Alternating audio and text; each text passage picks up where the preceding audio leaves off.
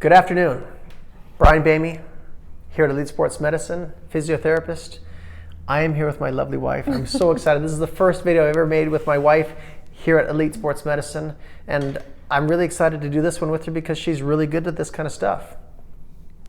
I hope I am. She is. I'll do my best. It's one of the reasons why I married her. Okay. All right. So we're going to set this up here, and my wife is going to get taller here real quick. It's one of the reasons why I married her. She can get tall.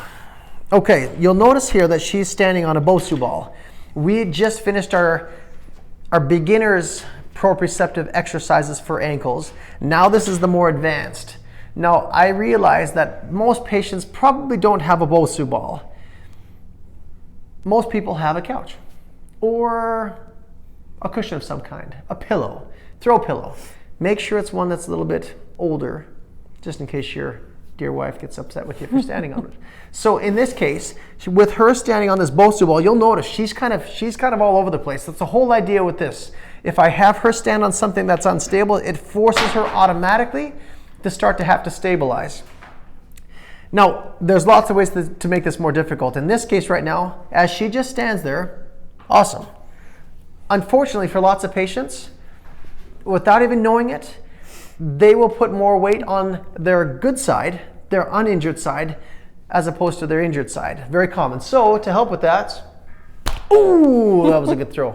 This is, once again, our weighted ball. We've used this before, but we're going to use it now to make her have to stabilize on both sides. She could do like any motion. Now, in this case, that's the other reason why I married her. Okay, she's a good dancer.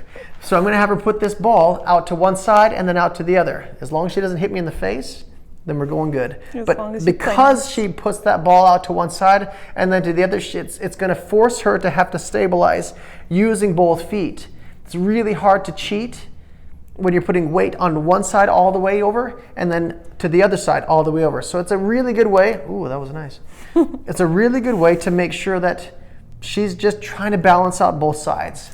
Am I trying to just stay really centered? I feel like I'm rocking forward and back. As much as you try not to, you'll do just that. And that's the idea, right? I want to make her challenge, have to stabilize. That's all we're talking about when we talk about proprioception, is how well do you stay stable in a position right now that's actually unstable for you. So patients that would say, I feel really unstable when I walk on uneven ground. Well, this is trying to replicate that to a degree and making her work those muscles, those ligaments, those joints, to see how well we can get that stability back. So that's the first one, really basic. Now if I want to make it really tough, she can stand on one foot. Now she's got me beside her. She's also got that little wall beside her. She could use either one, but right now, even just having, you can see how difficult it is for her. It's meant to be difficult. That's why it's the advanced versions. No pain with these ones, just hard to do. I chose my weak side. Well, just to challenge she looks myself. Phenomenal either way. Okay. On this one here, as we do this one, just to sustain hold, that's all I'm looking for. If she bent her knee a little bit and did it, ooh, that'll make it really hard. Now she's going to get other areas having to work even harder, like her knee, like her hip, as opposed to when they're straight and locked out. It makes it easier. So much more difficult if you add just a mini squat to it in this case. If she is also making it too hard for herself, and then you don't have the wall next to you or don't want to use the wall, then I'd say put that back foot down just a bit so it's touching, so it's like a modified lunge. And then she's got to balance and use both legs to help her out. I'll repeatedly say this, be careful, just be safe, don't fall. We're happy to help you if you did fall, but I'd rather you not fall. So in this case, if she steps off of it now, like this way? Just step right off, good, and then she steps forward onto it, almost falls onto it. That's another way she could kind of practice right there, good, just balancing. Oh, just stay with my foot down? Yep, and then back off again.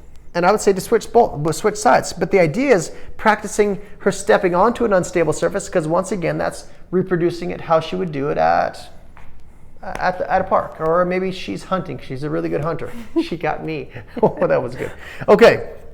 But the idea with this one is to make sure that she does some things that will challenge her balance in a way that's unstable, because it's meant to be more difficult. Obviously, this is one that you wouldn't do if you were just maybe a couple of days after an ankle injury, maybe a month, maybe a couple of weeks. Depends on how it's progressing.